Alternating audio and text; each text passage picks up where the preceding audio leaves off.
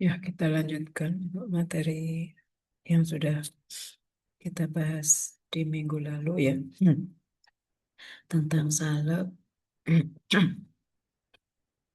Kali ini tentang pembuatan salep ya.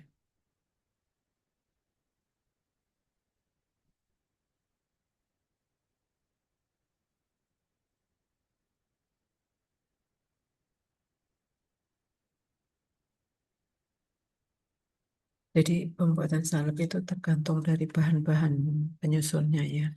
Kalau misalnya dasar salepnya itu eh, dibuat dengan cara peleburan karena adanya bahan yang berbentuk padat, maka campuran tersebut diaduk ataupun digerus hingga dingin gitu. Kemudian jika salep harus homogen dan ditentukan dengan cara penggunaannya itu dioleskan pada sekeping kaca atau bahan transparan lain yang cocok. Kemudian susunannya harus menunjukkan susunan yang homogen. Ini untuk tes homogenitasnya. Kemudian untuk pemilihan bahan dasar salep, ya ini jenis-jenis dasar salep ini sebetulnya tergantung dari literatur yang kita gunakan ya. Kita menggunakan literatur apa, di situ nanti ada penggolongan dasar atau jenis salep.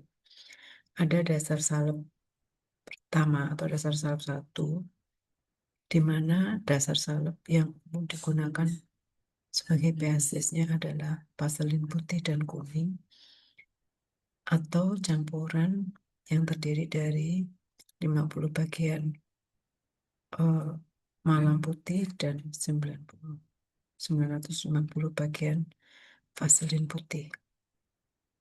Campuran terdiri dari 50 bagian malam kuning dan 950 bagian vaselin kuning atau salep dengan dasar lemak lainnya seperti minyak lemak nabati, lemak hewan, atau campuran parafin cair dan parafin padat. Salep dasar satu bersifat sangat lengket pada kulit dan sukar dicuci. Agar mudah dicuci, kita bisa menambahkan surfaktan dalam jumlah yang sesuai. Di surfaktan itu semacam emulgator ya. Tapi di sini namanya kita sebut surfaktan. Kalau dalam emulsi nanti kita sebut emulgator. Dia biasanya bersifat bisa mengikat fase minyak dan fase air sehingga bisa menyatu kedua bahan tersebut. Kemudian ada dasar salep yang kedua, umumnya digunakan lemak puluh domba. Hmm. Lemak puluh domba ini terutama dengan kandungan kolesterol, di mana dibuat dengan campuran yang terdiri dari 30 bagian kolesterol, 30 bagian steril alkohol, dan 80 bagian malam putih, dan 860 bagian vaselin putih atau vaselin atau salep dasar lainnya yang sesuai. Dasar salep yang kedua ini lebih mudah menyerap air dibandingkan yang pertama. Kemudian ada dasar salep ketiga yang digunakan adalah campuran yang terdiri dari 0,25 bagian metil paraben. Ini berfungsi sebagai pengawet ya. Kemudian 0,15 bagian propil paraben sama sebagai pengawet.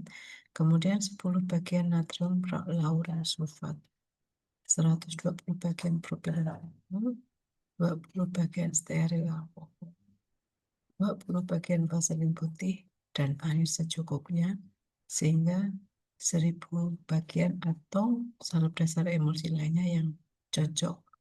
Salep dasar 3 itu lebih mudah lagi dicuci dengan air. Ya, ini di sini dijelaskan bahwa komponennya itu ditambah dengan vaselin putih dan air hingga 1000 ya, hingga 1000 bagian di-add-kan ya. Kemudian yang keempat adalah dasar salep 4 yang dapat digunakan terdiri dari 25 bagian poliglikol 1440 bagian poliglikol 4000 dan propilin glikol atau glukosa hingga 1000 bagian atau salur dasar larut lainnya yang sesuai.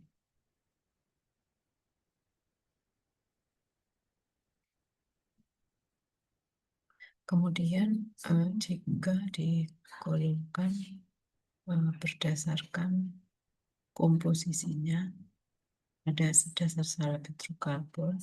Jika dasar salep tersebut itu terdiri dari vaselin putih, vaselin kuning, kemudian campuran vaselin dengan malam putih dan malam kuning. Malam itu sera ya, sera alfa dan sera flava. Kemudian parafin encer, parafin padat dan minyak dari tumbuhan. Dasar serap ini dapat menyerap air. Ini kemarin sebetulnya sudah ya, cuman ini hanya disebutkan bahannya aja. Ada adepslane dan momentum simplex.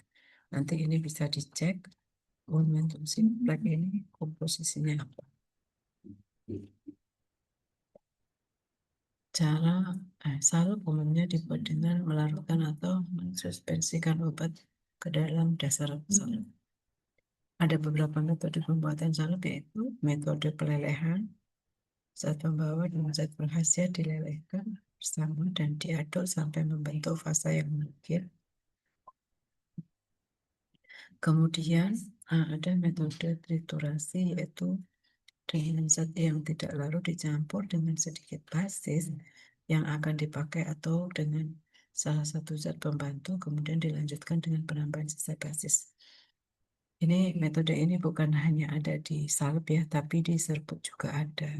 Jadi kalau kita mau mencampur bahan terutama yang berkhasiat padat dan dikehendaki bisa campur secara mungkin, itu bahan tersebut ditambahkan dengan sedikit terlebih dahulu ya basisnya, kemudian digerus hingga mungkin, baru nanti perlahan-perlahan ditambahkan sisanya hingga habis ya, dan digerus hingga mungkin.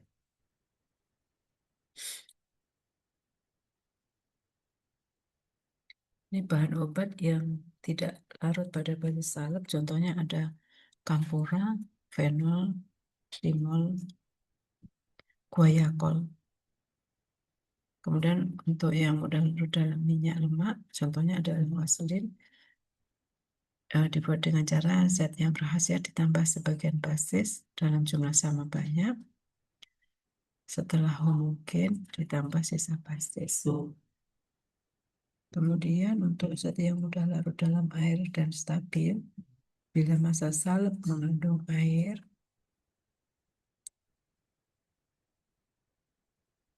dan obatnya dapat larut, maka obatnya dilarutkan dulu dalam air, setelah itu baru dicampur dengan basis salep yang dapat menyerap air. Itu. Jadi kalau misalnya terdapat komponen yang larut dalam air, misalnya kita mau menambahkan NaCl ya, atau kalium iodida gitu. Nah, kalau Ki itu larut dalam air, jadi salepnya itu misalnya mengandung Ki. Nah, Ki itu bentuknya kan kristal, tapi dia larut dalam air. Nah, kalau di dalam resep itu ada lanolin misalnya. Lanolin itu kan komponennya vaselin, adepslane dan air. Maka karena adepslane itu mampu menyerap air, maka kalau resepnya itu lanolin, maka kita ambil adepslane dan air. Karena lanolin itu komponennya air dan adepslane. Nanti airnya digunakan untuk melarutkan Ki terlebih dahulu, baru dicampurkan dengan adepslane. Itu yang dimaksud ya pada penjelasan ini. Jadi kalau ada bahan yang larut dalam air, sedangkan dia merupakan komponen dari base salep, maka bahan yang larut air dilarutkan terlebih dahulu. Kemudian salep yang dibuat dengan peleburan dalam cawan porselen, salep yang mengandung air tidak ikut dilelehkan, tetapi diambil bagian lemahnya. Air tidak ditambahkan terlebih. Bila bahan-bahan dari salep mengandung kotoran, maka massa salep yang meleleh perlu dikulir atau disaring dengan kasar. Nah, kalau sediaan itu disaring, ya, maka harus dilebihkan 10 hingga 20%. Sama kayak waktu membuat bedak ya. Kalau diayak, bedak itu harus dilebihkan 10% untuk menghindari kehilangan bahan.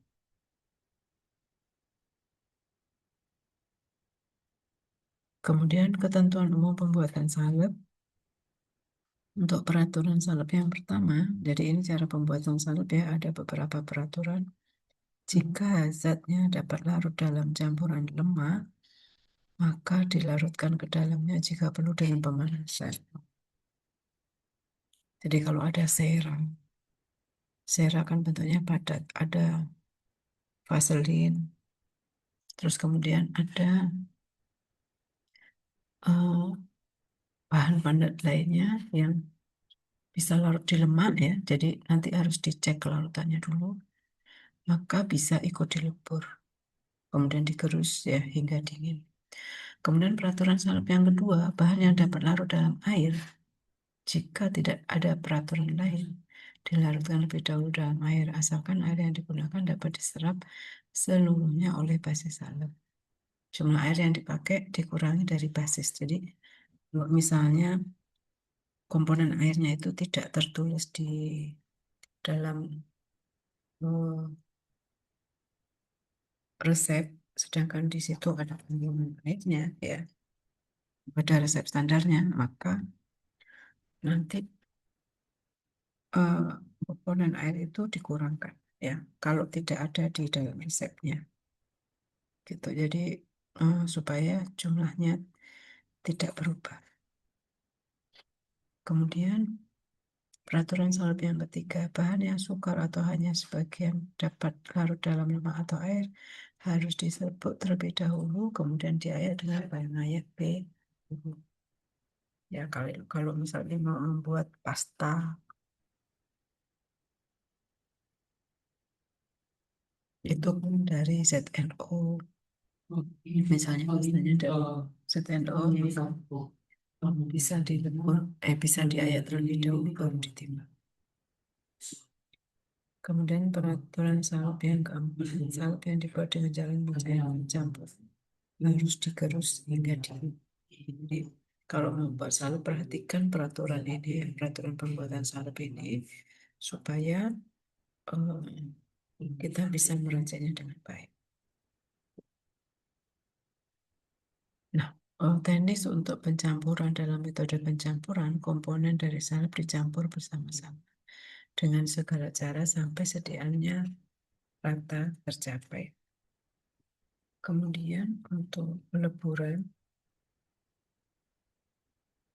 dengan metode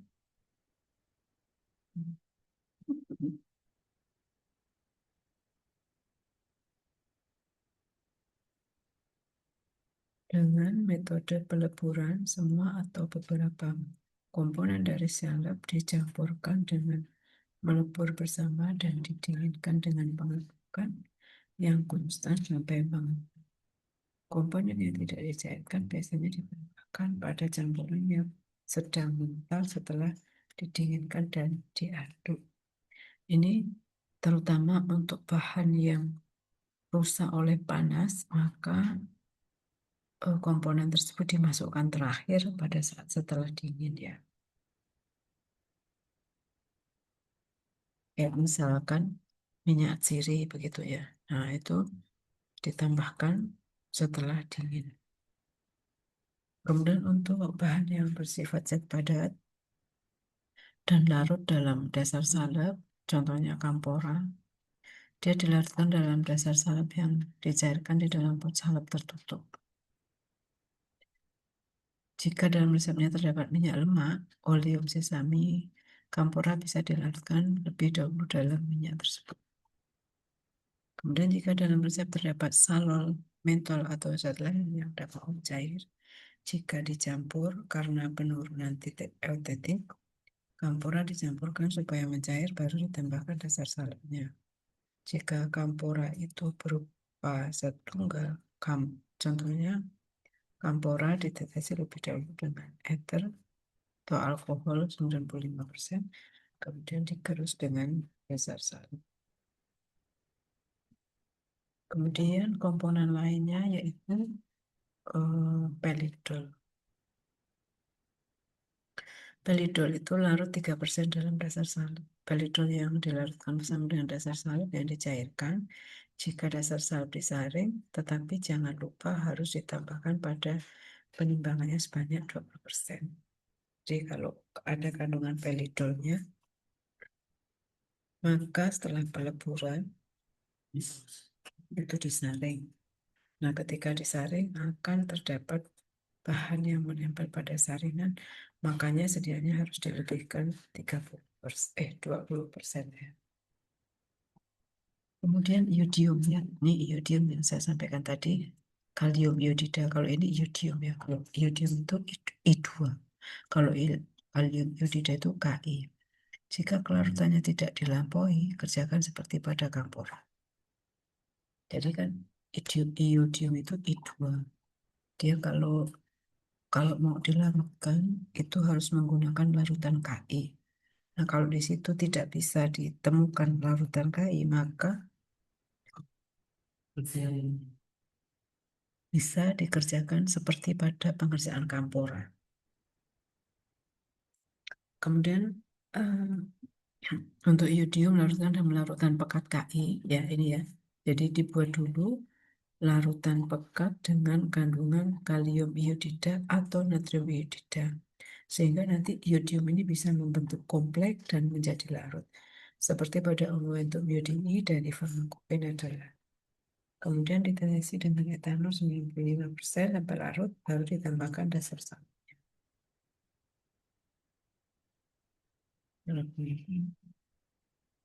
Kemudian ada beberapa juga zat padat yang larut dalam air. Kalau tidak larut tadi yang bacaannya seperti yang saya jelaskan. Kalau yang larut dalam air ini jumlahnya ada protakol, glikol, dan alketonida, fenol. Untuk peridol larut dalam 3% dalam dasar salep. Peridol dilarutkan bersama dengan dasar salepnya yang dicairkan. Jika dasar salep disaring, tapi jangan lupa harus ditambahkan pada penimbangan sebanyak 20%. Jadi 20% ini jangan lupa ya.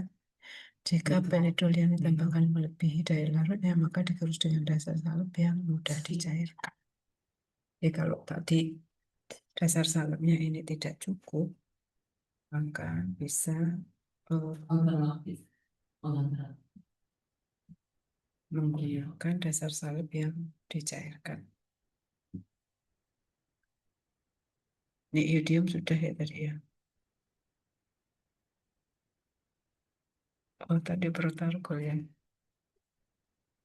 Nah ini untuk bahan yang larut dalam air, yang pertama ada protarkol, kolarkol, dan argentum ya. Untuk protarkol itu ditaburkan di atas air, kemudian didiamkan di tempat gelap selama 1/4 jam lalu sampai larut ya. Kalau sudah larut bisa dicampurkan seperti biasa.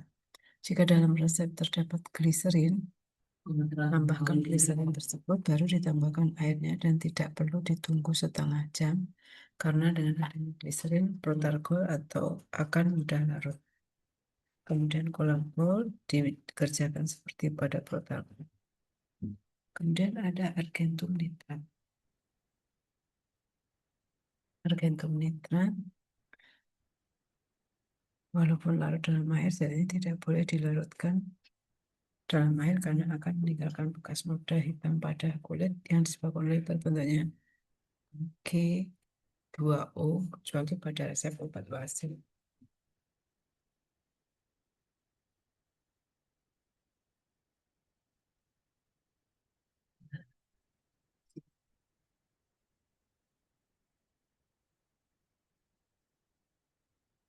Dan bahan obat lainnya yang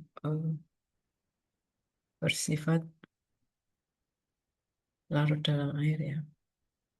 Ada fenol. Sebenarnya fenol mudah larut dalam air, tetapi dalam salep tidak dilarutkan karena akan menimbulkan rangsangan atau iritasi kulit dan juga tidak boleh diganti dengan fenol liquefactum. Fenol liquefactum itu adalah campuran fenol dan air ya, dengan komposisi berikut ya. Airnya 5%, kurang lebih. Kemudian yang ketiga, bahan obat yang larut dalam air tetapi tidak boleh dilarutkan dalam air, yaitu ada argentum nitrat, fenol hidragiri, koriso,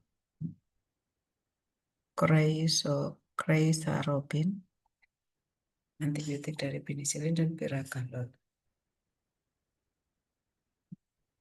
Kemudian bahan yang ditambahkan terakhir pada satu masa salep. Jadi selain bahan-bahan tadi ya, yang larut air, tidak larut air, larut minyak, dan seterusnya, ada bahan yang harus ditambahkan terakhir pada saat proses peracikan pembuatan salep. Contohnya adalah ikhtiol. Ini obat bisu ya. Kemudian balsem dan minyak yang mudah menguap dan air. Ikhtiol jika ditambahkan pada masa salep yang masih panas atau digerus terlalu lama, maka akan terjadi pemisahan. Jadi rusak ikhtiol ini. Kemudian yang kedua, balsem-balsem dan minyak yang mudah menguap. Balsem merupakan campuran damar dan minyak yang mudah menguap. Jika digerus terlalu lama, damarnya akan keluar.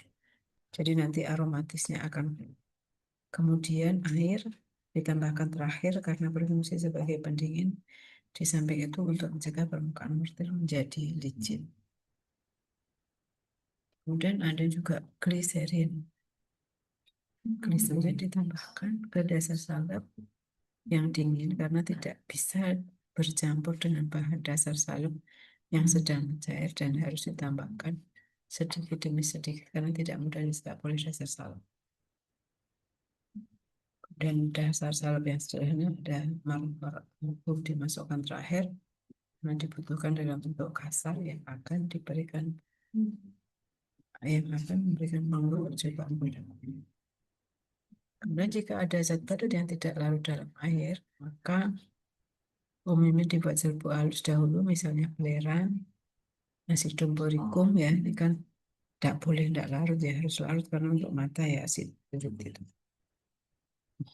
Kemudian oksidum silicikum diantaranya dengan ayakan nomor 100 dan B40. Kemudian marmer album diayak dengan ayakan nomor 25 atau B10.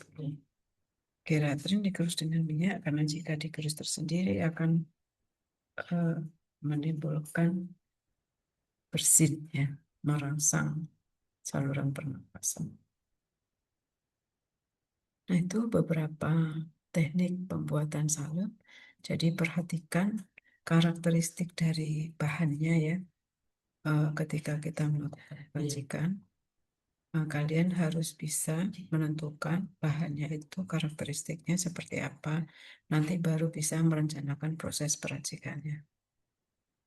Sampai di sini ada yang mau disampaikan, didiskusikan, silakan kalau ada.